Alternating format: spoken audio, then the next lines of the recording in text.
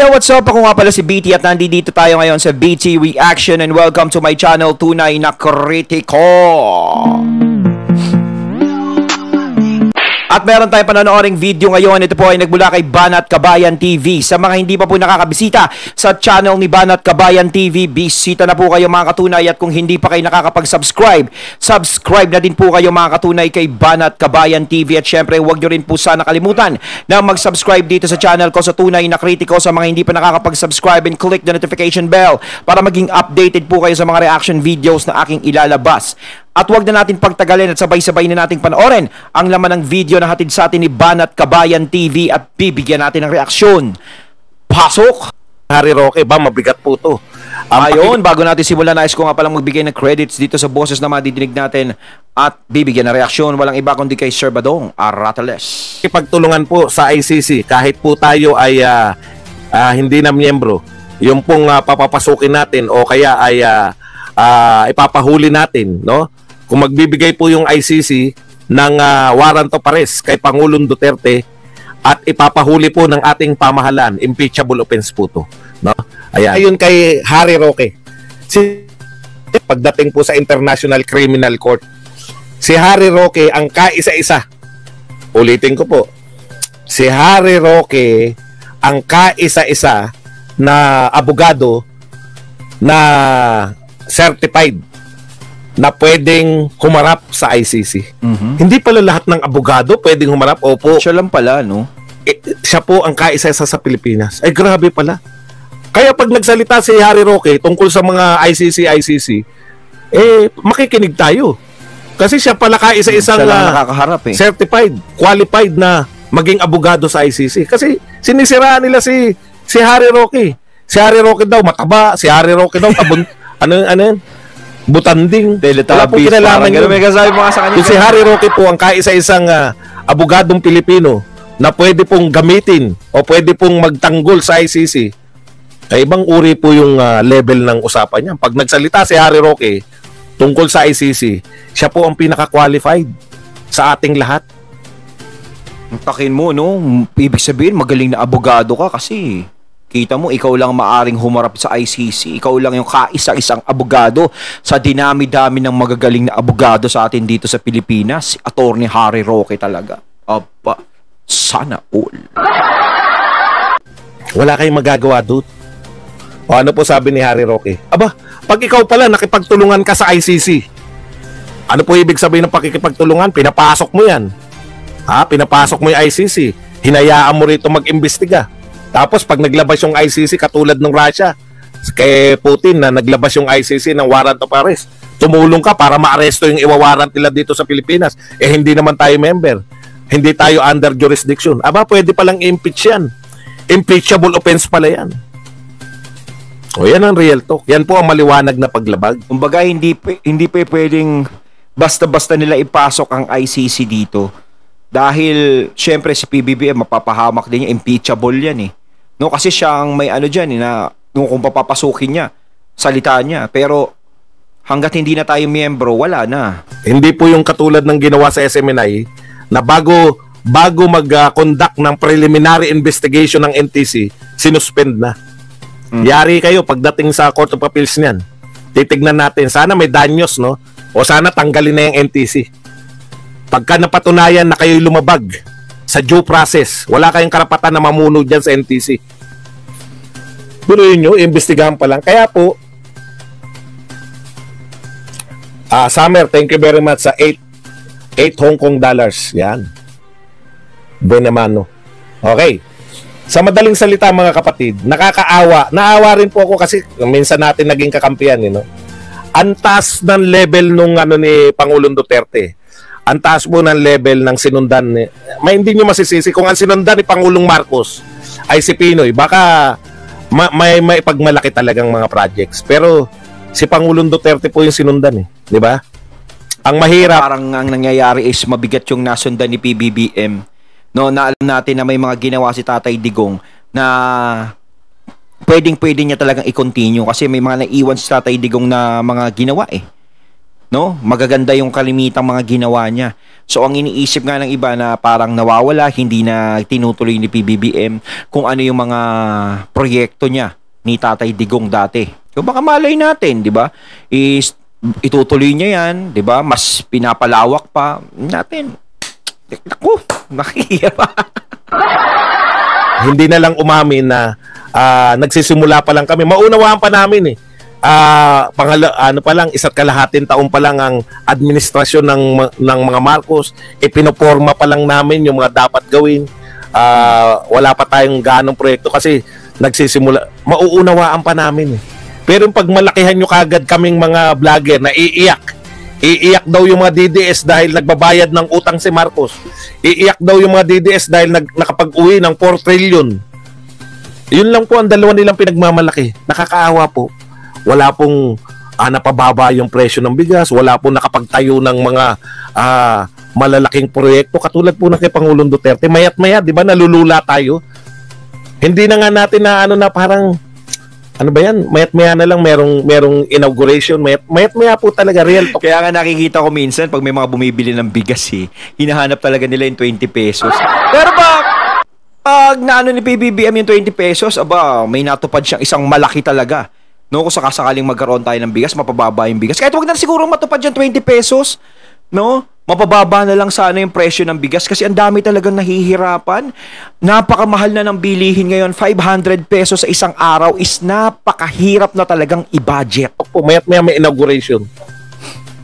Hindi mo na nga manamnam eh. Alam niyo yun, parang nasa ano ka, yung hindi mo ma-appreciate na gano dahil parang unli kain, ano tawag doon?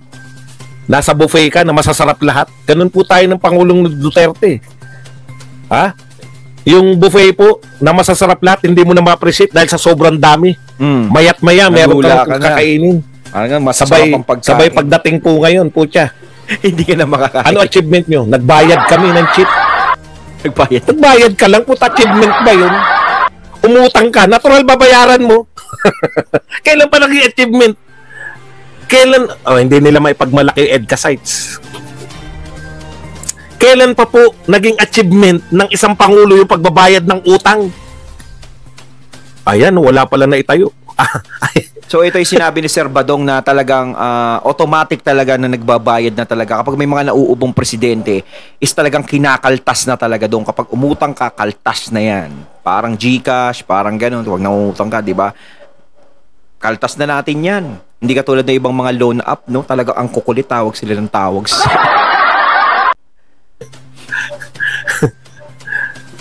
Di ba? So, hindi na natin matandaan yung dami ng mga inaatinan ni PRRD ng mga inauguration ng mga natapos na proyekto. Ngayon po halos wala po. Lalo na ngayon 2023. Bayad na nga lang ng utang eh. Buti pa ng 2022. Ikaw po, meron pang mga pabahay, di ba? Meron pang pabahay nung unang taon eh. Ngayon, miski yung pabahay, wala na rin eh.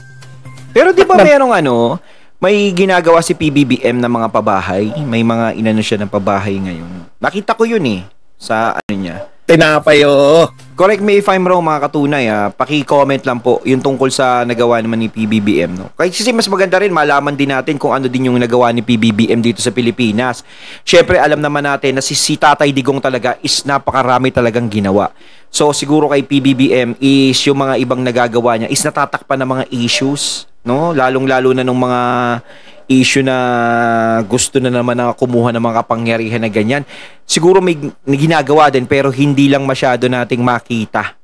No? Pero comment lang po kayo mga katunay kung ano po yung mga projects na nagawa din ni PBBM para naman maging fair. 'Di ba? Maging fair ang Nakakaawa po.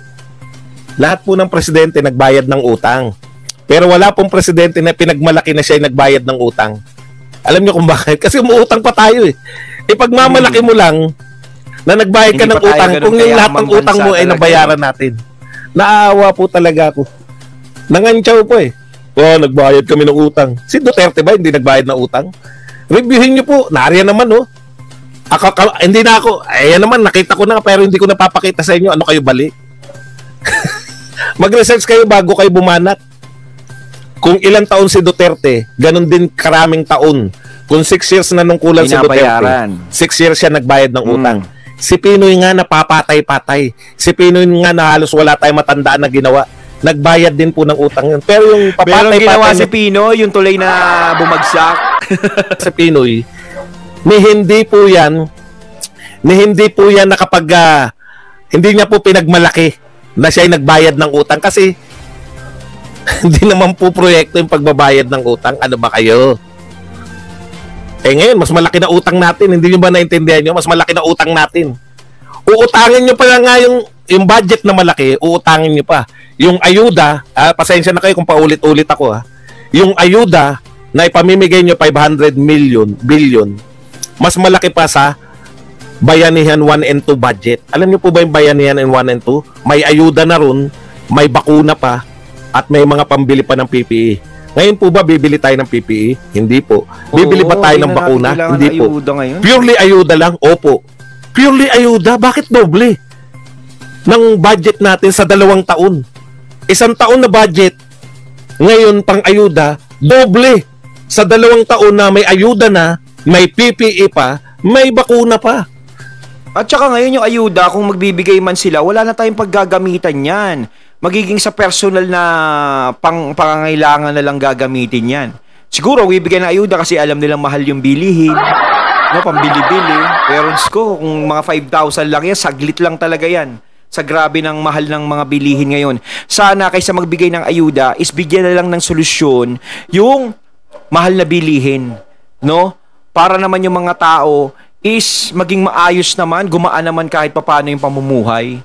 Saan gagamitin?